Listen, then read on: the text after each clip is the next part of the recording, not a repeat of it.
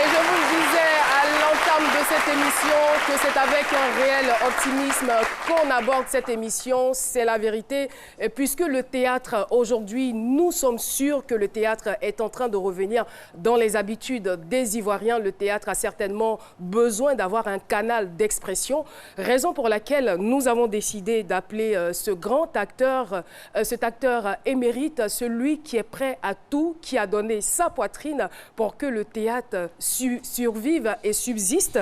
Mesdames et messieurs, on va assister à présent à une pièce de théâtre. C'est pas quelque chose qu'on a l'habitude de faire. Aujourd'hui, ça ne sera pas un témoignage. Nous allons, comme Dr Philo le disait, laisser la place au théâtre. L'intitulé de la pièce, L'état des lieux, avec bien sûr Diallo Tikwayi Vincent. Acclamation.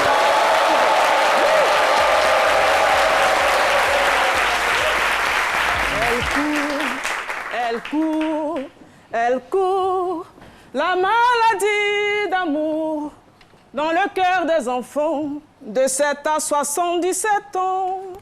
Elle chante, la rivière insolente qui unit dans son lit les cheveux blancs, les cheveux gris. Elle court, la. Vous pouvez vous asseoir, monsieur? Le bus sera encore en retard ce matin, comme d'habitude. Je sais que le bus sera encore en retard, comme d'habitude.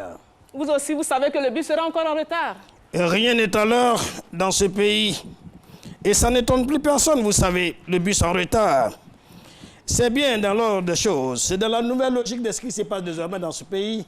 Et de toute façon, il ne sera net autrement. Nous vivons avec ça, c'est pathétique. Et alors, vous prenez place ou pas? Non, je n'ai pas envie de m'asseoir. On dit non, merci, madame. Ou non, merci, mademoiselle.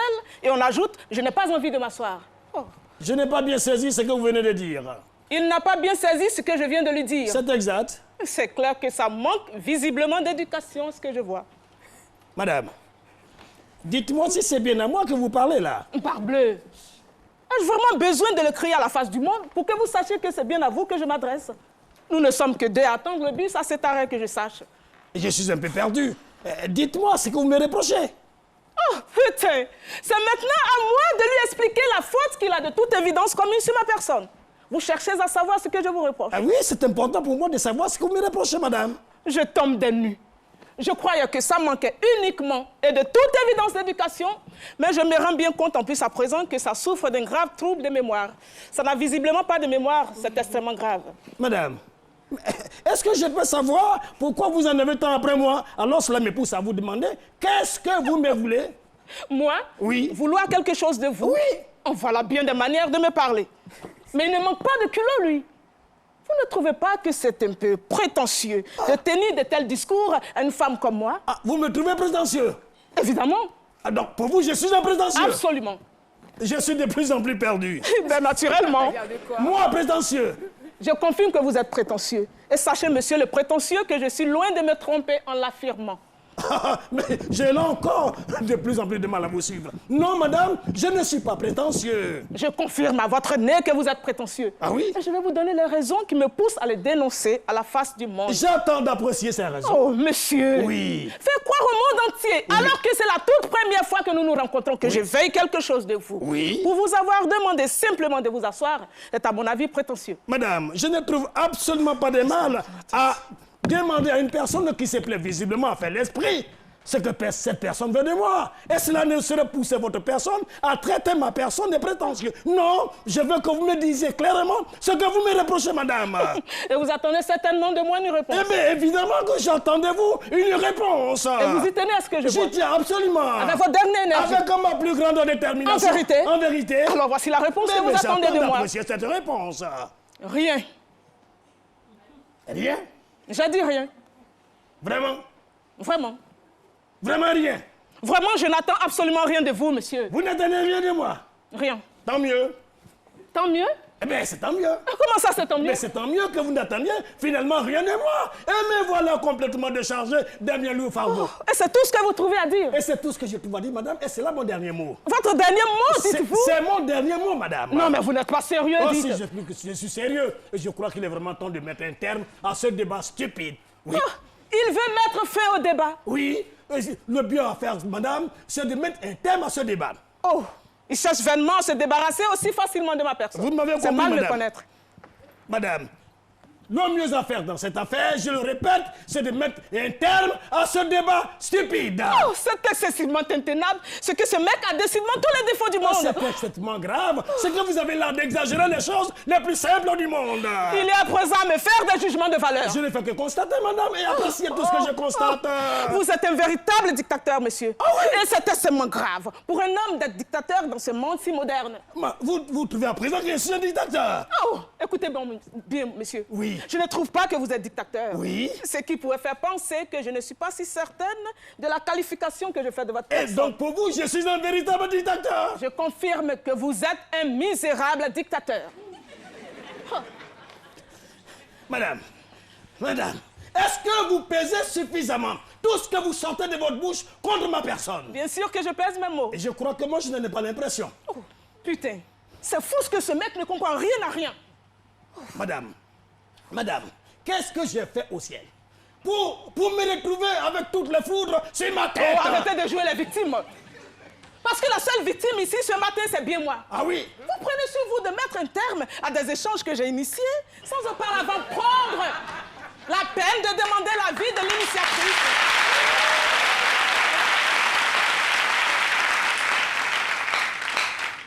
Sans auparavant prendre la peine de demander l'initiatrice que je suis. L'avis de l'initiatrice que je suis. Vous savez quoi? Non, mais dites toujours. J'exige des excuses, monsieur.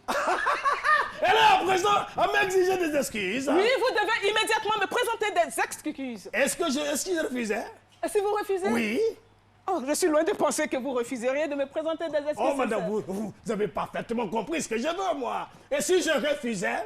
Il va dans ce cas sans dire que je serai de toute évidence à tout désespérer de vous. Madame, je crois qu'il est vraiment temps de clarifier toutes choses pour que chacun de nous revienne à ses propres amours. Vous ne trouvez pas? Clarifier toutes choses, revenir à nos amours. De quoi voulez-vous parler? Nous sommes tous venus ici ce matin de quelque part pour des motifs bien différents, n'est-ce pas? C'est tout à fait évident. Et j'en conviens parfaitement. Mais je tiens à ce que vous m'expliquiez ce que signifie pour vous revenir à nos amours. Revenir à nos amours veut tout simplement dire qu'il est temps que chacun de nous s'occupe de ses propres affaires. Oui! Si nous acceptions de nous concentrer sur le mobile des différentes missions pour lesquelles nous sommes ici ce matin. Vous me trouvez agaçante, Non, n'est-ce pas? non, je ne peux pas vous trouver agaçante. Je suis bien élevé, madame. Et je voudrais à présent vous demander, Oui. si cela ne vous gêne pas, m'occuper uniquement de ce qui me regarde. C'est parce que vous trouvez que je vous agace que vous êtes tenté de m'inviter à faire le même, n'est-ce pas? Madame, ça ne fait pas partie de mes affaires. Mais bordel! Ce type se croit le plus malin de la Terre. De quel droit vous vous plaisez à me faire des leçons de bonne conduite, monsieur? Madame, vous émettez le souhait que chacun de nous s'occupe uniquement de ses oignons est loin de vous trouver agaçante et de vous trouver par avoir des conséquences, une quelconque occasion de... J'insiste que c'est bien parce que vous trouvez que je vous agace que vous insinuez de la plus vilaine des façons que je me mêle de ce qui ne me regarde pas. Madame, je ne peux pas vous manquer de respect parce que je ne vous connais pas. C'est incroyable ce que j'entends de vous. Moi qui pensais bien faire en vous invitant à vous asseoir, vu que vous êtes non pas uniquement arrêté, mais aussi que vous n'avez de cesse de tourner sur vous-même. Madame, Vous tournez sur vous-même comme une toupie, monsieur. madame, si je voudrais bien m'asseoir, je n'attendrai pas que vous m'invitiez. Que c'est pathétique. Nous sommes bien sur une place publique, non? J'espère que vous n'avez pas perdu cela de vue. Alors j'ai donc mal fait de vous demander de vous asseoir dans le unique but de Mais garder... pourquoi vous avez l'art d'exagérer, de tout prendre à mal? C'est imbus que les hommes imbuent de les personnes. Chaque fois qu'ils en ont l'occasion, frustrent les âmes sensibles que nous sommes, nous les femmes. Mais où va donc ce monde? Ce monde ne va nulle part. Ce monde ne va nulle part si ce n'est dans votre idée. Et madame, je voudrais vous prier de me laisser tranquille, m'occuper de ce qui me regarde. Oh, putain. Monsieur, Oui. vous avez bel et bien frustré ma personne. Je ne vous ai pas frustré. Si? Jamais. Mais que pensez-vous avoir fait en me disant toutes ces insanités? Ne pensez-vous pas un seul instant que les mots que vous avez utilisés pour mettre fin unilatéralement aux échanges que j'ai initiés illustrent sérieusement le tort que vous m'avez fait, le tort que je viens de dénoncer avec ma dernière énergie? Moi, vous faites du tort, mais alors je rêve, madame. Franchement. Je vous ai gentiment invité à vous asseoir pour vous éviter de fatiguer votre corps, n'est-ce pas? Oui, je crois. Ah, vous croyez? Oui. Ok, passons. À après que je vous invite à vous asseoir, avez-vous daigné me dire merci pour cette belle proposition que je vous ai faite, même si vous n'avez pas envie de vous asseoir? Et vous avez l'impression que je ne l'ai pas fait? Ou bien alors, pas du tout? Je n'ai pas que l'impression, mais non seulement vous ne l'avez pas fait, mais aussi en plus vous m'avez rabroué en me reprochant avec une extrême inélégance de me mêler de ce qui ne me regarde pas. Madame, mais pourquoi vous... Je ne comprends plus rien. Je ne comprends plus rien. Monsieur. Oui. Monsieur, ce n'est guère une façon élégante de reconnaître une faute qu'on a commise, dont on se doit de faire une bonne confession pour libérer sa conscience et se faire pardonner par la victime. Parce que lorsqu'on s'est comporté comme vous l'avez fait, ça n'a pas d'autre sens que de faire du tort à une pauvre femme qui ne vous veut que du bien. Madame, je voudrais à mon tour vous demander, si vous avez le plein droit de dire que les hommes sont imbus de la misérable personne qui se croit supérieure aux femmes, et comment qualifiez-vous la nature de tels propos que vous sortez de votre bouche sans gêne aucune? Je n'ai fait que dire la vérité. Ah! La vérité? Oui. C'est ça? Il n'y a pas de mal à dire la vérité, monsieur. C'est loin de vous faire du tort, comme il vous a été loisible de faire contre ma personne. Madame, si je me souviens très bien, vous me traitiez de dictateur et de maladroit, n'est-ce pas? Je vois enfin que vous retrouvez votre esprit. Ça promet.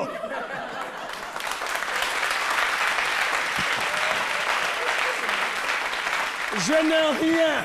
Mais alors, je n'ai rien perdu de mes facultés, tout est en place, madame. Intéressant. C'est toujours bon à prendre, vu que vous venez de loin. Je sais que vous serez d'accord avec moi que celui qui se donne le droit de faire ce qu'il a envie de faire, en piétinant la dignité et en froissant l'honneur d'autrui, est un dictateur, n'est-ce pas? Bien sûr que c'est donner la liberté de froisser et de piétiner par la même occasion la dignité d'autrui sans autre forme de procès, c'est faire preuve de dictature. Vous venez de me donner raison, ça promet. Oh, mais c'est tout à fait évident que vous avez parfaitement raison de dire celui qui froisse et piétine la dignité d'autrui est un dictateur. Mais vous remarquez par vous-même que je ne suis ni de loin ni de près concerné parce que vous venez de soutenir, monsieur. Vous n'êtes pas concerné, dites-vous? Oh.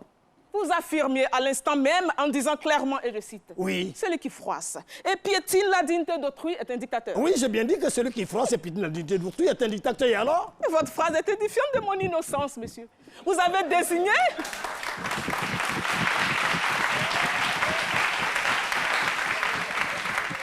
Vous avez désigné le dictateur qui n'est autre qu'un homme. Voilà. Et pourtant, je parlais de vous. Oh. Oui. Je parlais de vous. Voyez-vous le problème dans cette affaire? Oui. Vous avez utilisé le mot « celui ». Oui. Et généralement, le mot « celui » est mis pour l'homme, non pas pour la femme. Si vous vouliez m'accuser, monsieur, il fallait dire « celle qui froisse et piétine autrui est une dictatrice ». Et comme vous ne l'avez pas dit, je ne me sens pas concernée. Madame, vous jouez avec les mots, c'est pas malin, vous savez. Oh, c'est tout à fait évident, les mots ont un sens. Je suis une personne foncièrement attachée aux valeurs et au sens des mots. Encore une fois, je vous invite à vous asseoir et j'espère que vous ne me froisserez pas en refusant ma doléance cette fois-ci. Mais alors pourquoi vous tenez tant à m'inviter à m'asseoir auprès de vous et sur le même banc? Oh, et vous ne mettez pas en idée que je cherche à vous draguer, monsieur. Mais je n'ai jamais...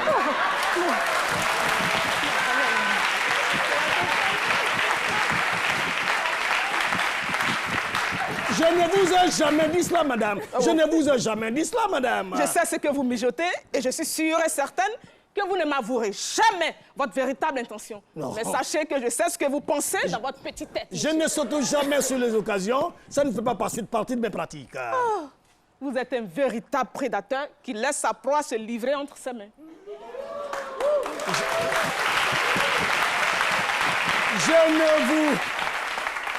Je ne vous dévorerai point, madame. Ça ne fait pas partie de mes pratiques. Alors, asseyez-vous donc, si vous le voulez bien. D'accord, mais à une seule condition, que chacun de nous s'occupe de ses propres affaires. Oh. Alors, comptez sur moi, vous avez ma parole. Nous vous remercions, mesdames et messieurs.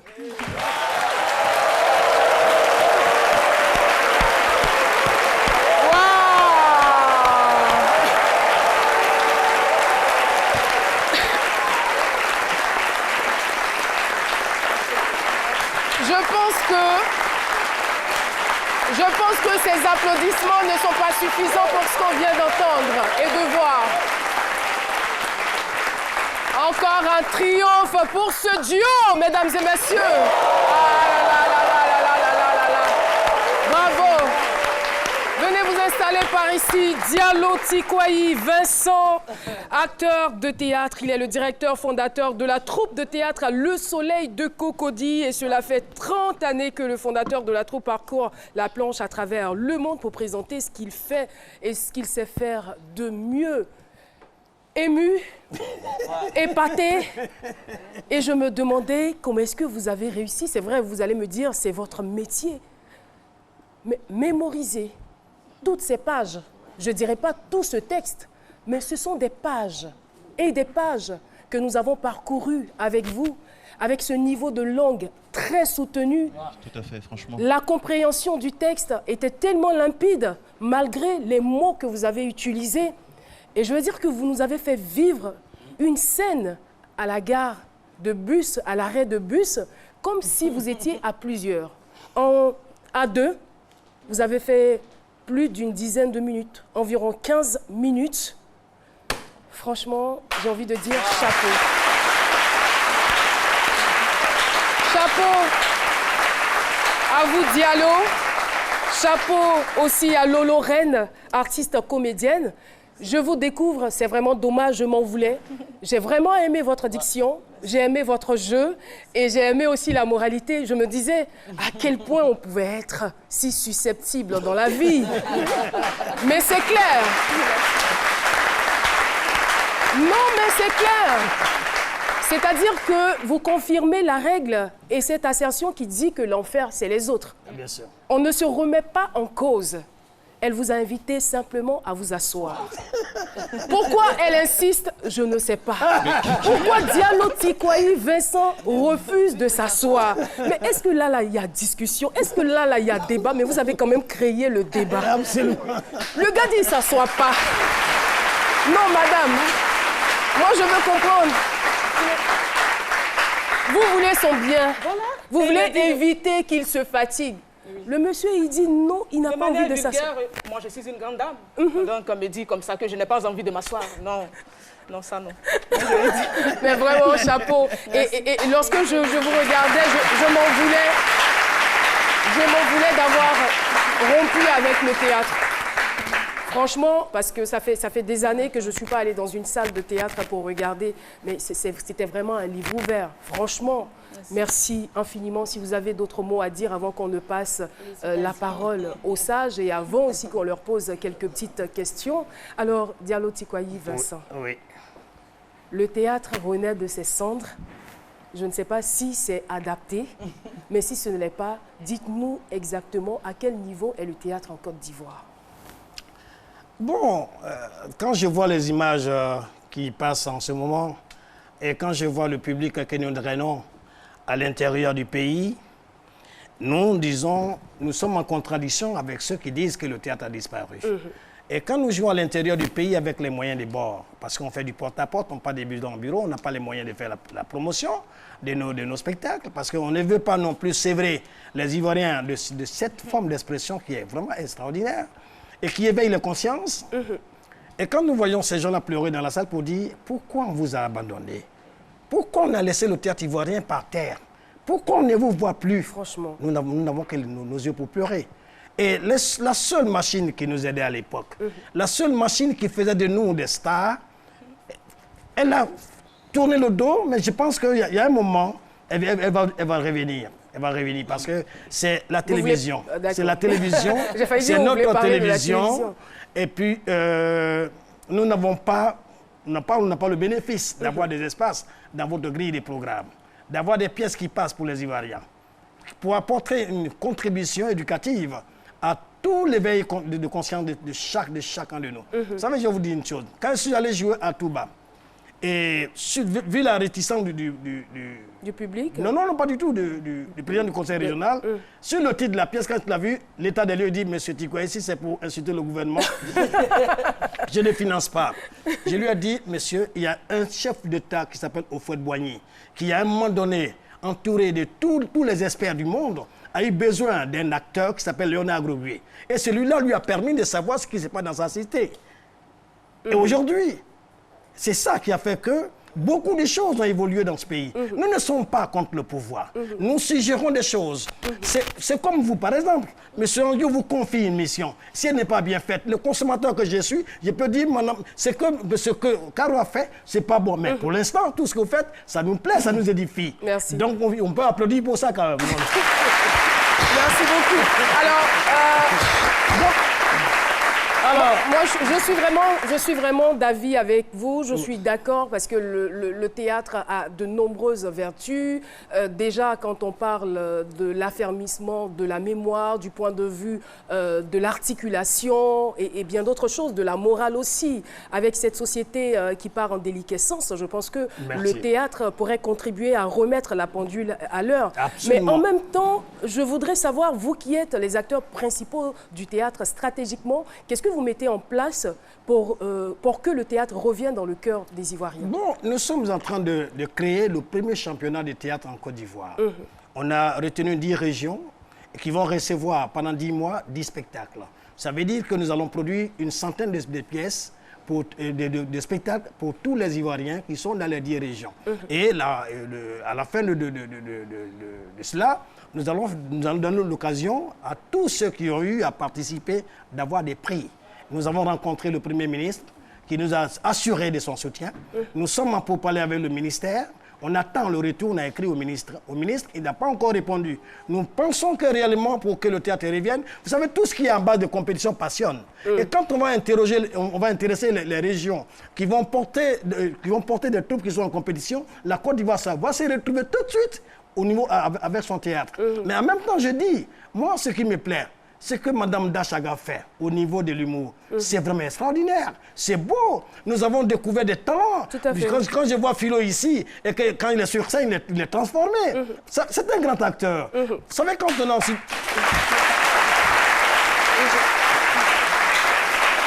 Parce que, regardez, le travail de Philo, quand nous les professeurs, on le regarde, c'est un personnage de composition. Parce que de nature, il n'est pas femme. C'est cela. Donc, il est dans la composition et celui qui ne fait pas attention, si on ne dit pas son nom, on va dire que c'est une femme qui joue. C'est dangereux. Mais c'est parce que vous dites son nom. Oh, non, c'est vrai. Quand on voit le décor dans lequel il se trouve, le maquillage qui est fait, le ton qu'il utilise, sa démarche, sa chute. Mais attends, c'est des choses, c'est des moments dramatiques qu'il vit. C'est un vrai talent. Et quand je vois d'autres acteurs s'inspirer de la société et dire des choses avec une certaine aisance, vous savez que l'humour, c'est le dérivé du théâtre. Et c'est pour ça, à juste titre, on dit le théâtre est fédérateur de tous les arts. C'est cela. Parce qu'au niveau du théâtre, vous allez trouver la chanson, le décor, le costume, et tout ce que vous voulez. Donc, nous, on fédère tout ceci. Et quand nos enfants partent, on est obligé de les applaudir. Merci beaucoup. Oui. Lolo, juste vous arracher quelques mots. À votre avis, qu'est-ce qu'il y a lieu de faire pour réconcilier les Ivoiriens avec leur théâtre? Qu'on nous ouvre d'abord. Vous avez un micro ou pas? Oui. Des espaces, comme il vient de le souligner, qu'on nous donne des espaces comme la RTI, qui va nous accompagner lorsque nous faisons des tours dans tous ces festivals-là. Voilà, et vous mettez à peu près combien de temps pour mémoriser un tel texte? Ça dépend. Ça dépend de quoi? Ça dépend de l'inspiration. Quand on commence, quand tu aimes vraiment, quand tu es dedans, quand tu commences, tu n'as pas envie de t'arrêter. Mais quand tu as non. Moi, je fais ça d'abord. Donc, je dirais peut-être quelques mois. Hein, quelques mois, d'accord. Merci beaucoup et félicitations à vous. Bon vent. Nous, on fait à notre humble niveau ce qu'on peut. Et puis, oui, dialogue très rapidement, on termine avec vous. Oui, je voudrais lancer un appel à l'endroit du DG de la RTI. Donnez-nous notre espace. C'est lui qui nous a donné l'autorisation de faire cela, ce qu'on vient de voir là, dans l'émission. En plus de cet acquis, non, c'est un honneur qui est fait au théâtre. On s'est souvenu de la journée mondiale du théâtre. Tout à fait. Vous faites de la vraie télé. Et chaque année, c'est comme ça ici. Ça, c'est la vraie télé. Mais nous souhaitons, de la même façon que le sport a son temps d'antenne, les musiques ont leur temps d'antenne. L'humour, qui est notre partenaire, que nous aimons, que nous admirons, qui est une belle forme d'expression, a son temps d'antenne. Il faudrait que... Qu'il en soit de même pour le théâtre. Merci beaucoup, Diallo, Tikoyi, Vincent. Eh oui, nous nous retrouvons donc avec le sage Haïté, qui se remet peu à peu. Merci. C'est parti.